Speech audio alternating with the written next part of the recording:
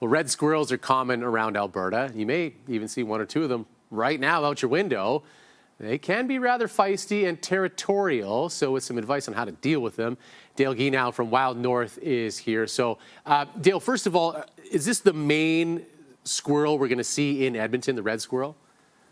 Yeah, it is, Ken. We have three sort of tree squirrels. We've got the red squirrels, the less common gray squirrels, which we don't have too many of, the larger ones here in Edmonton, and then we have the nighttime squirrels or the flying squirrels. But the red ones, they're the feisty ones we see normally out during the day. Okay, so what do people need to know when they see them around the yards in different places as far as what they're eating and what they're doing? Yeah, so right now, these guys are preparing for winter. They don't hibernate, so they're awake all year round. So as opposed to the ground squirrels, we sort of quickly refer to them as gophers. Those guys are hibernating. They're sleeping through the wintertime. But these tree squirrels are awake all winter.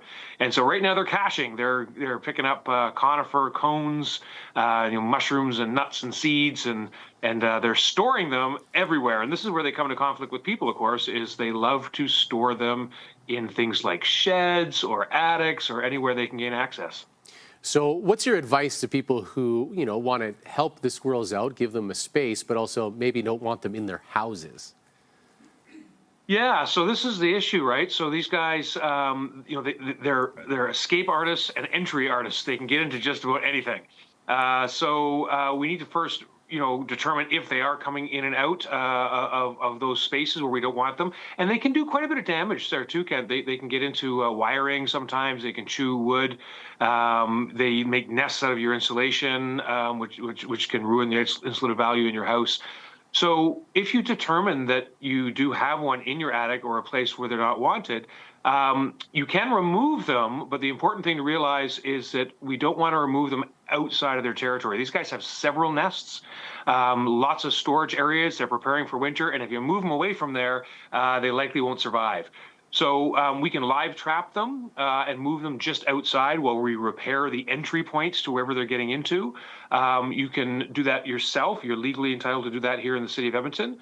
If you're a little bit unsure about how to do that, you can contact us at WildNorth. You can also reach out to a professional wildlife removal service who can humanely move those animals outside while you have time to repair those holes. Okay, that's important advice. Now, do you have any red squirrels in your care right now? Is there a particular issue for them? We do, yeah. We get lots of red squirrels. So at WildNorth, we receive about 3,500 patients every year. Of those patients, this year, we received a little better than 240 red squirrels. Wow. So lots of squirrels in the city. Lots of babies. We get lots of abandoned young ones. In the spring, and we have to raise them up till they're old enough to survive on their own.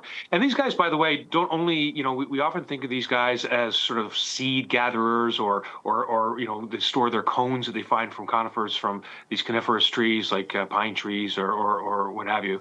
But their diets are hugely varied. They're eating berries, they're storing mushrooms, and even will eat other animals. So squirrels will actually predate on mice, baby birds, bird eggs.